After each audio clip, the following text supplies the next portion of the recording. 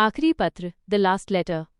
शहर के एक पुराने वृद्धाश्रम ओल्ड एज होम के कोने वाले कमरे में 75 साल के माधव जी रहते थे।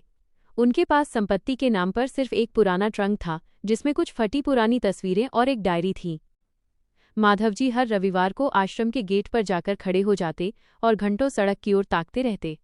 आश्रम के बाकी लोग जानते थे कि वे अपने बेटे आकाश का इंतजार कर रहे हैं, जो शहर के एक बड़े अस्पताल में डॉक्टर था।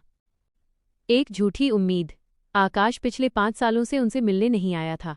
जब भी कोई पूछता, माधव जी मुस्कुराकर कहते, तारांकन, मेरा बेटा बहुत बड़ा डॉक्टर है, उसके पास लोगों की जान बचाने की जिम्मेदारी है। वो अगले महीने पक्का आएगा। एक दिन माधव जी की तबीयत अचानक बहुत बिगड़ गई। उन्होंने कांपते हाथों से अपनी डायरी से एक पन्ना निकाला और उस पर कुछ लिखा। उन्होंने केयरटेकर से कहा, बेटा, अगर मुझे कुछ हो जाए तो ये चिट्ठी मेरे बेटे तक पहुंचा देना।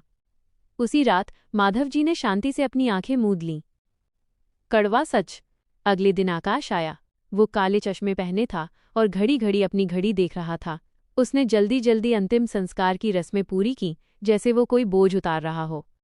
तभी केयरटेकर ने उसे वो चिट्ठी दी। आकाश ने बेमन से उसे खोला। चिट्ठी में लिखा था, मेरे प्यारे बेटे आकाश, मुझे पता है कि तुम बहुत व्यस्त हो, इसलिए मैं कभी तुमसे शिकायत नहीं की।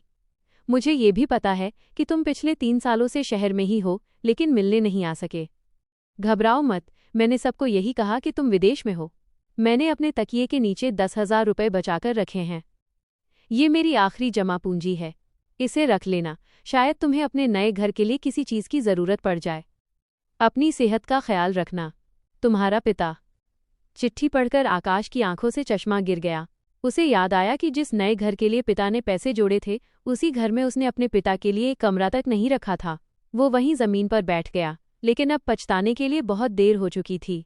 हम अक्सर सफलता की दौड़ में उन लोगों को पीछे छोड़ देते हैं जिन्होंने हमें चलना सिखाया था। समय और प्रेम ऐसी चीज़ें हैं जो जाने के बाद कभी वापस नहीं आती।